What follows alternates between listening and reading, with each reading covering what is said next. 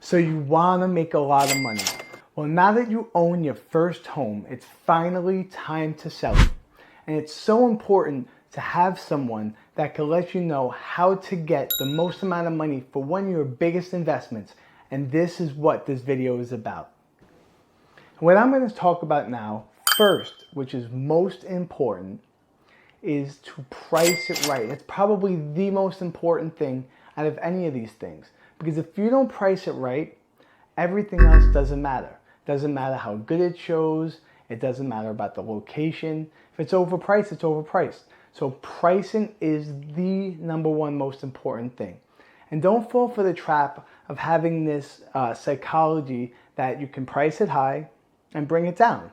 Because then you have somebody chasing for the price and you got really no two people creating a bidding war. But when you price it right and you come out of the gate strong, you could then get the most amount of money for your home.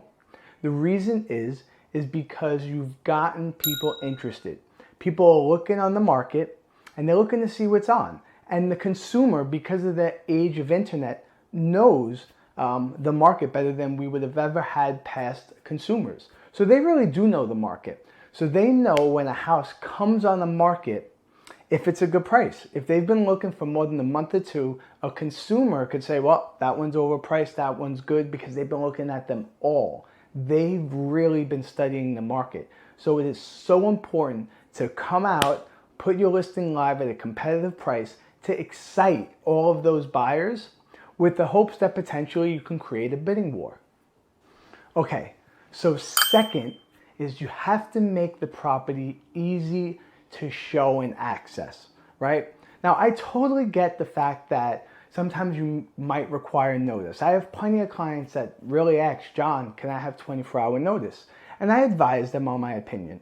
The reality is, if I was selling my home, yes, it's an inconvenience, but I would want to make it as easy for a really good qualified buyer to get into my home. The reason being is they're all over the internet. And if they happen to stumble upon my house, if I'm the seller, and I deny that until the next day, they may go out that evening and buy another house. And I could have just lost out on my best buyer. And that's what I tell my clients. If at all possible, as far as it depends on you, if you can do this, try to make the property as easy as it can be to get accessed. And the third most important thing is that the property really has to look good when it gets shown. It has to show well, it has to show great. Because when people walk into the property, they get their first impression in under 10 seconds if they feel good about the property. Now, if it smells bad or if you have boxes all over the place, that's going to give them a bad vibe. Like they're going to feel not good about the property. As opposed to if it's staged, clean, presentable, they'll feel completely better about the property. Now, I totally understand on how this could be an inconvenience, but this inconvenience can cost you thousands and thousands and thousands of dollars. That's why it's so important to do whatever you need to do to get the property looking excellent and ready for photos and ready for showings.